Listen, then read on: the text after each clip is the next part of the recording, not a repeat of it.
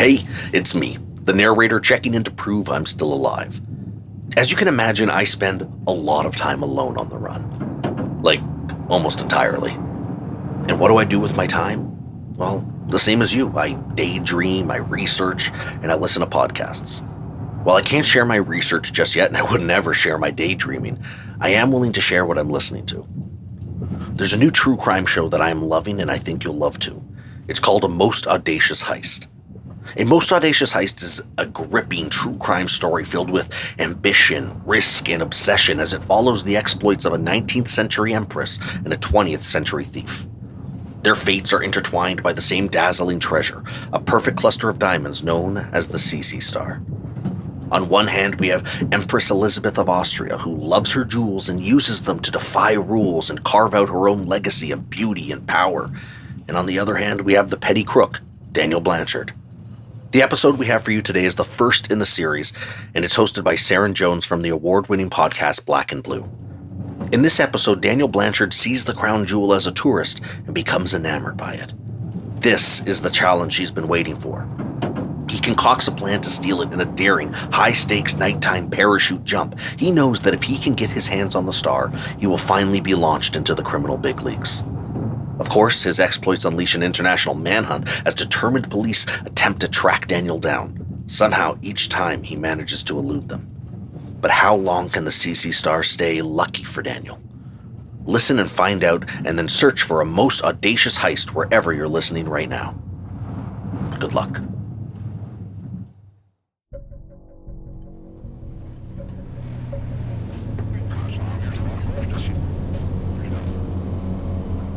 It's June 1998, long past midnight, and we're in the air, about a mile above Vienna, the Austrian capital.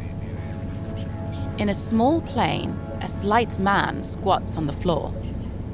There are no lights, just the red glow from the instruments in the cockpit. This is a clandestine mission to a world-famous target. The man cannot risk being seen. His eyes dart back and forth towards the pilot. He's watching, waiting for the signal. Every one of his muscles is tense. Look up. He checks the straps on his parachute, all secure. Door. The man leans forward and tugs the handle of the plane door. A roar of wind blasts through the plane and needles his eyes. He blinks, pulls down his goggles, lets his eyes adjust. Far below him, the sparse lights of the sleeping city glint softly, like diamonds. The man hugs his knees. Is he on target for the drop zone? He can't be sure. He just knows that somewhere down there is something he wants very badly. He gets into position. This is the most daring and dangerous job he's ever done. If he pulls it off, his name will be etched into the history books. And if he gets this wrong, good thing this guy's no quitter. He's ready. He hurls himself into the inky black void. Pummeled by crosswinds, he feels his past and future spiraling in freefall. And with the adrenaline pumping, he sees his name lit up in stars. From Curious Cast and Blanchard House, I'm Sarah Jones, and this is A Most Audacious Heist.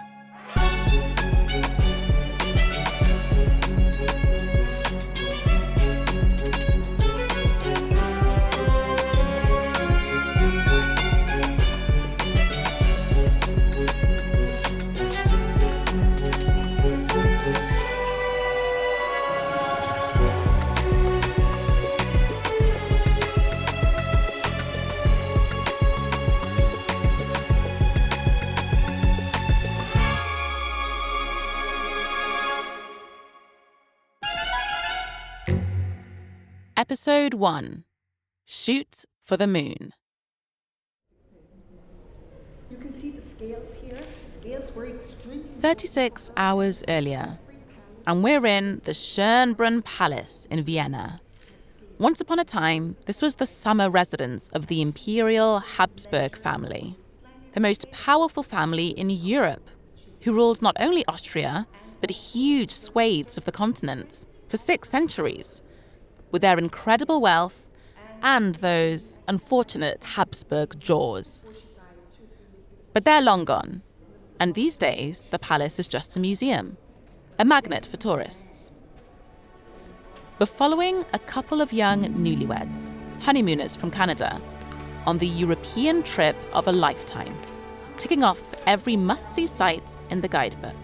So this was the common bedroom of Franz Joseph and Elizabeth right after the wedding. This was refurbished very beautifully with silk wall hangings from Lyon in France. It all starts with love, of course. Doesn't it always? And this is where the couple spent the first few years, when they were still quite happy together. Our honeymooners have taken double-decker bus tours around London, gorged themselves on tapas in Barcelona, and they're bronzed from the beaches of the French Riviera. And now they're here in Austria, hand in hand as they tour the gilded halls of the Schönbrunn Palace, once the grand home of Emperor Franz Joseph and his wife, Empress Elisabeth, better known as Sisi. Now, if you look at the screen that covers the stove, you can see an awful lot of images when Sisi was young, when she was a bride. Not all of them, but for example... The young woman's loving this. She hangs on every word the guide says. But her husband... Daniel, quit yawning. Well, it's pretty clear that history's not really his thing. Daniel Blanchard is fresh-faced, slender build. He's 26, but he could still pass for a teenager. He was very soft-spoken. That's Jennifer Bowers-Barney. She's a writer and journalist, and one of the few people who's ever interviewed Daniel Blanchard. And once you get to know him, there's something about this guy. I describe him as a combination of, James Bond, kind of with the swagger, but also a little bit of Rain Man, if you remember that movie from back in the day. When Jennifer asked Daniel what he remembered about his tour around the Viennese royal palace, Daniel admitted he'd kind of zoned out. So I asked him if, when he went to Austria, if he knew anything about Sisi, who Sisi was. And he said, nope, I knew absolutely nothing about who this person was. He's just tagging along, on autopilot. But then... This is the famous Sisi Star. It's a 10-point star studded with diamonds, and at the very center it has a little pearl. And if you turn round to the right, what I would like to mention to you still is that the guide and Daniel's wife have already moved on to the next exhibit. But Daniel's frozen. He's just staring into the glass case, drinking in the beauty of the gems that nestle on top of the purple velvet cushion. The Sisi Star, a glittering megacluster of diamonds, the pearl of the Austrian crown jewels, and Daniel's head over heels in love with it. He didn't care who it belonged to, what the provenance was, who had owned it. He just saw it and he said, I just knew I had to have it. Later, Daniel and his wife visit the gift shop to buy some must-have Sisi souvenirs. Those notebooks are really cute. I love those. Daniel's distracted. His head's already in the clouds. Daniel, should we get the mug or do you want the fridge magnets? He only has eyes for the star. He just has to make a quick phone call. Daniel? Because he's made a decision. Are you even listening to me? And he's wasting no time. Oh, that star. But Daniel's not the first to fall for those diamonds. Let's wind back 134 years to 1864. Because here, in the same room that Daniel visited, someone else is transfixed by that star.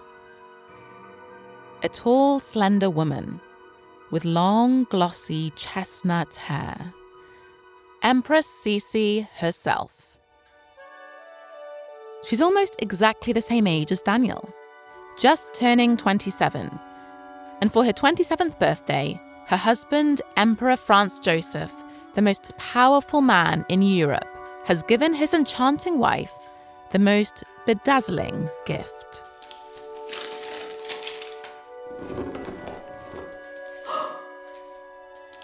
Not just one star, but 27 of them. When Sisi claps eyes on those glittering diamonds, it's love at first sight. Each star is about 5 centimeters across and has 10 points. They're studded with diamonds on gleaming white gold, right down to their tips. They're so brilliant, they make Sisi blink. It's like beauty meeting beauty for the very first time. It's life-changing.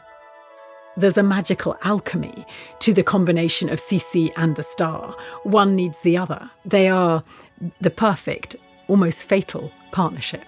That's historian Dr. Tessa Dunlop. She's basically an expert on all European royal dynasties. But Sisi, she says, was the crown jewel of the Austrian royal family. There was something rather otherworldly about her, and these stars embodied that. There were lots of them, and they moved and shone in the light. Of course they did, because they were often attached to her moving, beautiful hair. Scattered through it were stars. The stars could be worn as brooches, as pendants, or arranged onto a tiara.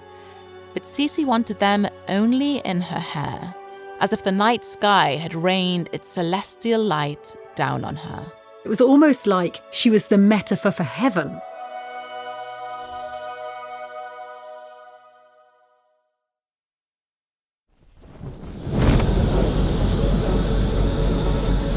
It's one of those same diamond-studded stars that Sisi wore in her hair that's got Daniel all giddy. That's quite literally swept the ground from under his feet. Because that guy jumping out of a plane over Vienna in the pitch black, that's Daniel Blanchard, who just the day before was being dragged around the Schönbrunn Palace. Now, while his wife sleeps oblivious in their honeymoon suite, he's skydiving over that same palace. And a jump like that, believe me, is not for the faint-hearted. You hit terminal velocity after the first 1,000 feet at 120 miles per hour, so you're falling pretty quick. That's Nick. And yes, he tends to speak at terminal velocity too. The sensation is, I would call it high pressure. I can't give you Nick's full name because he's a US Special Operations veteran and he still works overseas in war zones. But let's just say that nighttime parachute jumps are his bread and butter. So it's very disorienting. More likely than not, you're going to start what is called a tumble. And that is sort of a ragdoll effect of your body being thrown around by these incredibly powerful winds, and you would be tumbling over yourself several times before you could stabilize. The feeling is like being punched. It's violent. It is a very violent thing. It's something that you need to remain calm and get your body position right. It is a very exhilarating experience and incredibly dangerous. Dangerous enough if you're a seasoned military professional like Nick, but if you're Daniel... Time to tell you a little bit more about what Daniel does for a living. Actually, very few people understand how Daniel pays his way. In fact, even his wife isn't in the know. Because Daniel also does something a little bit secret, sort of undercover. Like Nick, Daniel's very skilled at getting in and out of places undetected. But he's not in the military. Daniel works for himself. He's a thief. And Daniel's only skydived a couple of times before, for fun, on vacation. Never under these conditions. After freefall, when you deploy your canopy, what you're supposed to do is look up and check for any tears. At nighttime, it's so dark, you might not be able to see very clearly, or you won't be able to see the details. And a very small tear can become a big tear in those last 3,000 feet. But Daniel's willing to risk everything for this chance. So he's just going for it. You see, he's sick of being a small-time criminal. He wants his ticket to the big boys club. And if he can get his hands on the Sisi Star, well, that'll take him to a whole new level, to the upper echelons of international jewel thieves. He's proving his worth to the world and to himself. Skydiving is very much the ultimate in what a human can do, pushing the boundaries. But first, Daniel's got to stick the landing, and that's going to be challenging. I have certainly missed several drop zones, especially at nighttime. But I have never tried to jump onto a building. That seems like a very foolhardy thing to do. It would take a skilled person to try it, or someone that doesn't fully understand their own limitations. But that's just it. To Daniel, the only limitation is in the mind. Sweep away self-doubt, and the possibilities are infinite.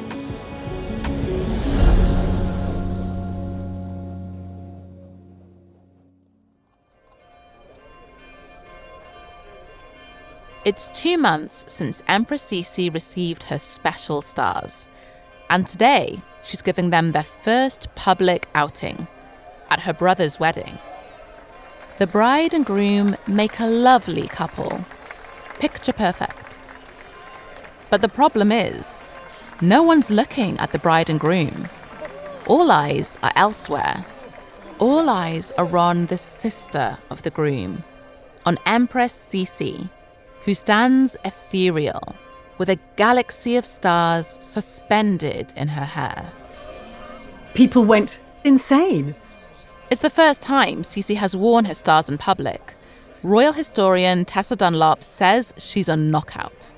The people have never seen anyone having such an effect before.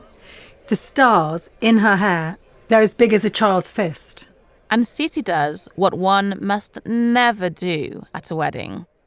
She outshines the bride, eclipses her, totally and utterly. She is the star. But while she might feel a tiny bit sorry at having stolen the limelight from her new sister-in-law, Sisi largely feels delight, because she has a sort of divine revelation at this wedding.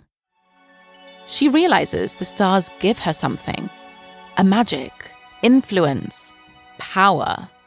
When she wears those diamonds, people fawn over her, are in awe of her, and more to the point, they believe in her. Well done.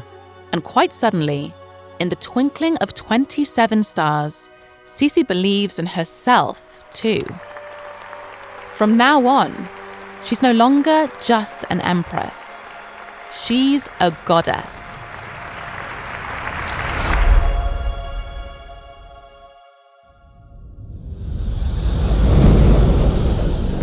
Hurtling through the darkness, Daniel can just about make out the Schönbrunn Palace below him. But he's falling fast, way too fast. Special Ops veteran Nick wouldn't want to be in Daniel's position right now.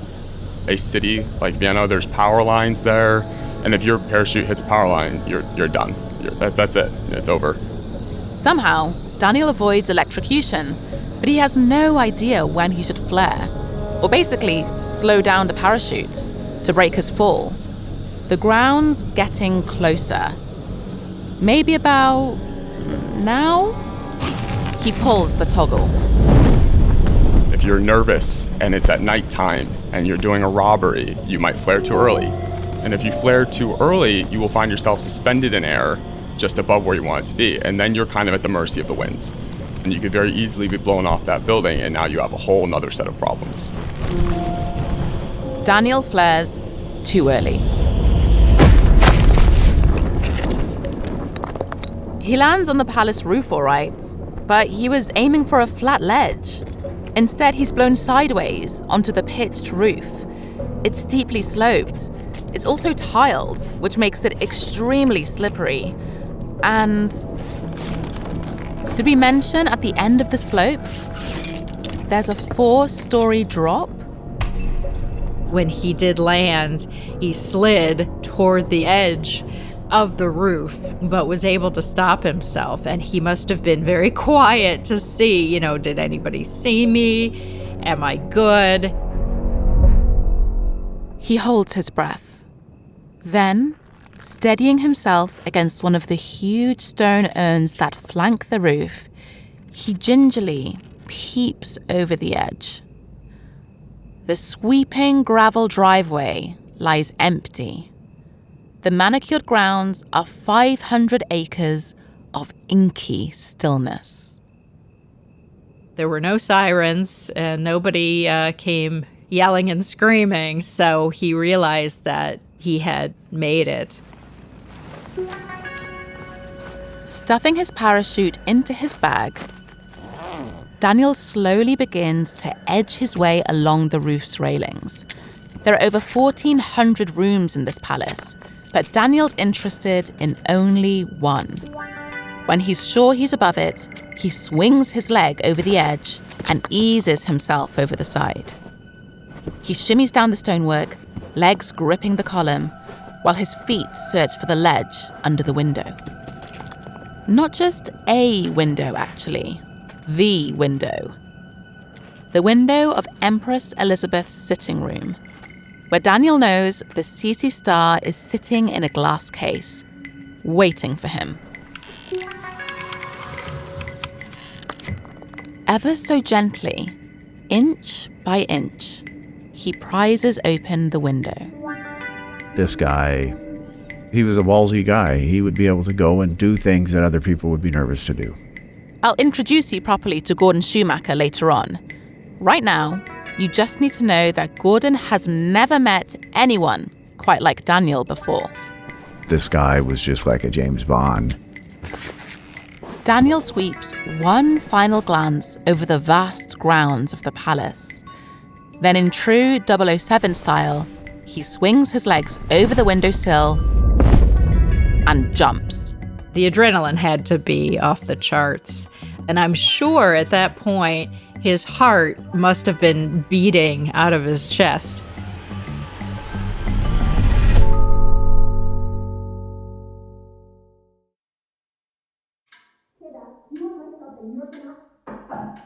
(1864), and at the Schönbrunn Palace, you'd be well advised not to enter Empress Elisabeth's dressing room. Inside, everyone's tense, because Sisi's having her hair styled. And when it comes to her hair, word in the palace is that Sisi's a bit of a princess. Elizabeth was very difficult because she was so fussy about her hair. She was furious when hair was combed out. According to Austrian historian Regina Neuhauser, Sisi's hair means everything to her. It's the first thing anyone notices about her. Untied, it reaches down to her ankles. It's literally her crowning glory. So woe betide her maids if they don't quite get the look she's going for. And it happened that she threw brushes or combs at the hairdresser. Because once Sisi has seen her chestnut tresses gleaming with those stars scattered through them, she's spoiled. She just can't accept anything less. She spent at least 2 hours at the dressing table every day to get her hair done. At least 2 hours. She said, "I'm a slave to my hair." She's more than vain.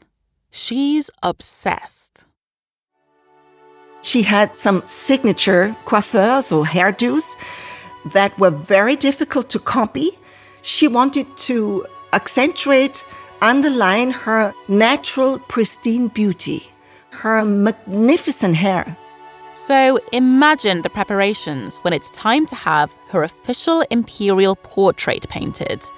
The emperor invites the famous artist Franz Xaver Winterhalter to the palace, and Sisi agrees to sit for him. Of course, she insists on wearing her signature jewels. So Empress Sisi is immortalized in a life-size portrait. She's dressed in a white satin gown, itself peppered with silver stars that shimmer under a layer of stiffened silk.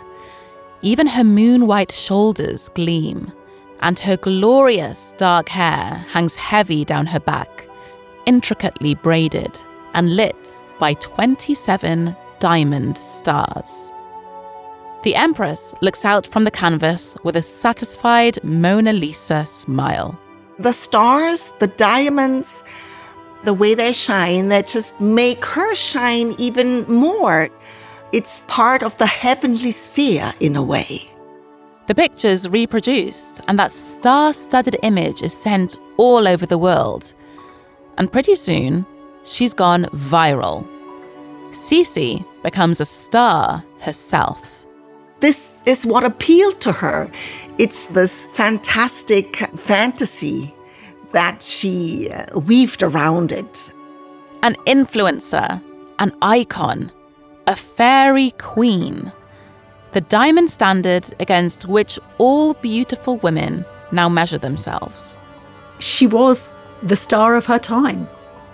But being the benchmark of beauty comes at a price. Sisi has to live up to her legend. She has to stay as perfect as her picture. And as any influencer will tell you, over time, that gets harder and harder. Historian Tessa Dunlop thinks Sisi's fame imprisoned her. She's trapped. She's trapped in her position. She's then trapped in her own relationship with her own body, and her body is trapped. It's sewn into clothes. The bodices are laced ever tighter. Her hair grows ever longer, ever heavier, needs more and more maintenance. It's almost a sort of cult. The cult of the stars. And Sisi will have to keep that sparkle alive to preserve her star quality at any price. She was spinning on the line between beauty and danger. She had achieved and reached great heights, but you can't always hold on to the stars. She's a reminder that we'll probably all fall back down to earth in the end anyway. Inside the Schönbrunn Palace, Daniel's feet hit the parquet floor, and he feels like he's just landed in heaven. He snuck through. Again, he's a wiry little guy, so he was able to get himself through the window. Jennifer Bowers-Barney doesn't know how Daniel kept a cool head. When he dropped to the floor, it was another moment of anxiety where, did any alarm go off? Did anyone hear me? Am I okay? Is there a guard behind that door? But there's no alarm, and no guard comes running. Just silence. So Daniel pads carefully across Sisi's drawing room, watching his every step. He was able to circumvent the laser. Yeah, there are lasers guarding this room. The laser beam security, and maneuver his way up to the case. The glass case. The one that had mesmerized him the day before, when the star imprinted itself on his retinas. And even now, in the dark, his eyes can pick out the hypnotic flash of the diamonds inside. He sets to work. He's borrowed a little something from his hotel breakfast buffet. He said he brought along a butter knife with him, and when he got to the case, it was that butter knife he used to finish unscrewing these pressure-sensitive screws. He takes it ever so gently, feeling his way. How he knew to not trip that alarm, again, it was like he was experimenting in real time. The case opens, and Sisi Star pretty much falls into Daniel's hand. Like a magnet, like it wants him to take it. In his hot palm, Daniel feels the coolness of the diamonds, the sharp points of the star, and it feels right. It feels like Daniel and the Sisi Star were always meant to be together. He had the star in his possession. He closes the case and stuffs the jewel into his jacket. The jewel, the last remaining Sisi Star. Because here's the thing, the other 26, they're lost. They've just disappeared. Which is why the Schönbrunn Palace is so proud to display this gem. Because it's the very last one. The palace considered the star to be priceless, of course, because of its origin, the story behind it, the fact that Sisi became known for it, and it was priceless to Austria because of what it stood for. But does Daniel quite realize the enormity of what he's done? The repercussions? Because this star also shot Empress Sisi into the halls of fame. And, well, let's just say her fortunes didn't always glitter. So if Daniel had bothered to read the information card on the glass case, if he'd stopped to read Sisi's story properly, he might have hesitated before lifting that jewel from its cushion. He might have felt a shiver of fear course down his spine. An uncanny sense of déjà vu. Maybe a ghostly slender hand slipping into his. Because Sisi and Daniel, they may be worlds apart, but their stars are very much aligned. Elisabeth's determination was to go down in history as the eternally beautiful woman. And the result was everybody knows Sisi. She wanted to be legendary. Daniel, too. He has etched his way into history. There's no doubt about it. Ben Hageman wouldn't exactly describe himself as a friend of Daniel's. But for now, let's just say he knows Daniel quite well. If you can't be famous, some people say it's good to be infamous. Well, he's going to be remembered forever because of it. But history... well, history has a funny habit of repeating itself. And like it or not, Daniel and Sisi are now inextricably linked. However many centuries might separate them, their fates are fixed to that same star. But Daniel doesn't think about Sisi as he creeps back towards the window. He doesn't think about what the star meant to her. It's what it means for him that counts right now. Well, it certainly does serve as a badge of honor. I mean, it was something that no one else had accomplished before. And look, no one has accomplished since. And what a line for his CV. It certainly would have been influential in his life in terms of, his crime resume.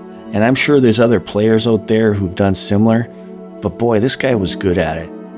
And suddenly, Daniel realizes just how good he is. And he wants other people to see that too. So, on his way out of the palace, he decides to leave a little clue. A catch me if you can. And who can blame him? I mean, deep down, we all want our talents recognized, don't we? So when the police realized that their star was gone, they searched the grounds, of course, and they found a parachute stuffed in a trash can. And it was kind of Blanchard's way of saying, I was here. It was also a trophy, right? And it really sets him up as, international jewel thief. What's he gonna do with the gem? Daniel doesn't know that yet. He's just got this funny feeling that some way down the line, the Sisi Star is going to come in really handy. And in Daniel's line of work, it's always good to have a little something up your sleeve, something to fall back on in case times get tough. But right now, Daniel Blanchard has got exactly what he wanted. And no one has seen him do it. He's escaped scot-free. That had to be such an adrenaline rush for him to say, haha, I got away with this, you know? Will Sisi Star prove lucky for Daniel? Or has that parachute just cost him his cover?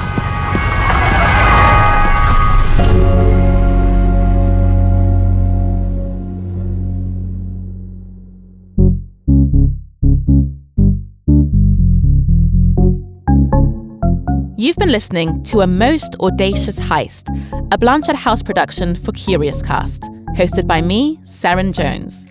It's written and produced by Emma Jane Kirby. Research by Hannah Tavakolizade. Original music is by Daniel Lloyd Evans, Louis Nank-Manel, and Toby Matamong. Sound design and mix engineering by Toby Matamong and Louis Nank-Manel. With special thanks to Kathy Kenzora and Rob Johnston. The creative director of Blanchard House is Rosie Pye. The head of content at Blanchard House is Lawrence Grizel. For Blanchard House, the executive producers are Amika Shortino-Nolan and Lawrence Grizel. For Curious Cast, the executive producers are Dila Velasquez and Chris Duncombe. A Most Audacious Heist is inspired by the book Stealing Sisi Star by Jennifer Bowers-Barney.